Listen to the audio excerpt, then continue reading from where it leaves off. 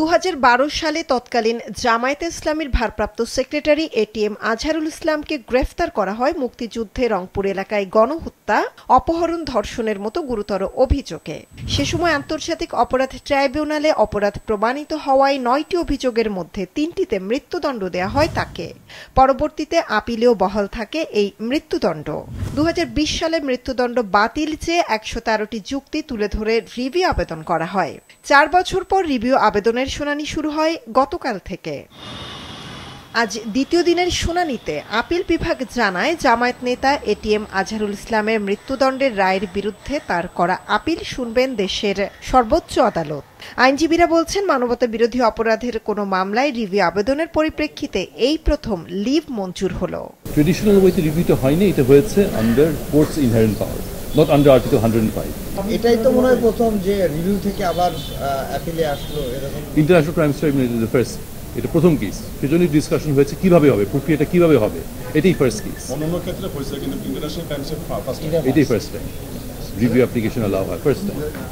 শুনানিতে আজহারের আইনজীবীরা নতুন 7টি অসঙ্গতি তুলে ধরেন। এর মধ্যে উল্লেখযোগ্য হল, আন্তর্জাতিক অপরাধ ট্রাইব্যুনালে বিচার হলেও মৃত্যুদণ্ড দেওয়া হয়েছে আন্তর্জাতিক আইন অমান্য করে।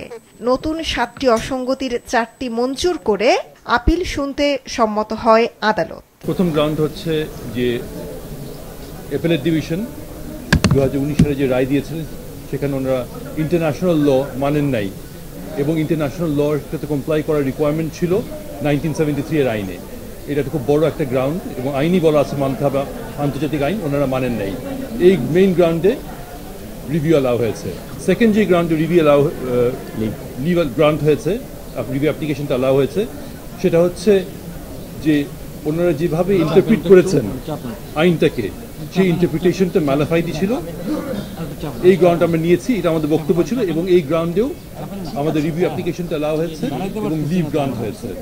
শুনানিতে অংশ নেন আন্তর্জাতিক অপরাধ ট্রাইব্যুনালের প্রসিকিউটররাও।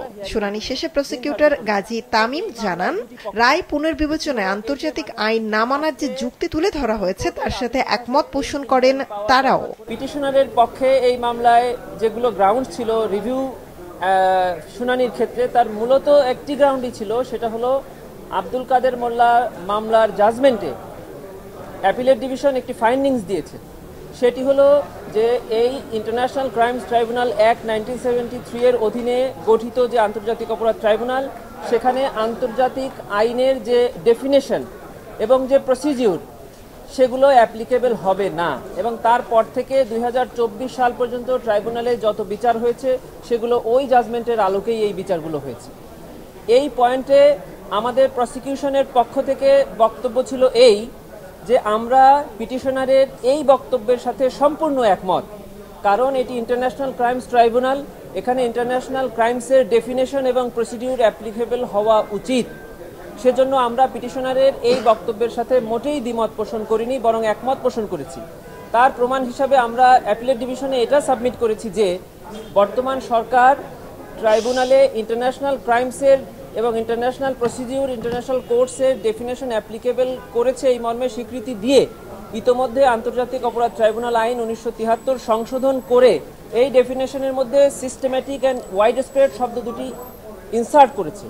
আগামী 2 সপ্তাহের মধ্যে মামলার সারসংক্ষেপ জমা দেওয়ার নির্দেশ দিয়ে পরবর্তী শুনানির তারিখ নির্ধারণ করেন আদালত 22 এপ্রিল।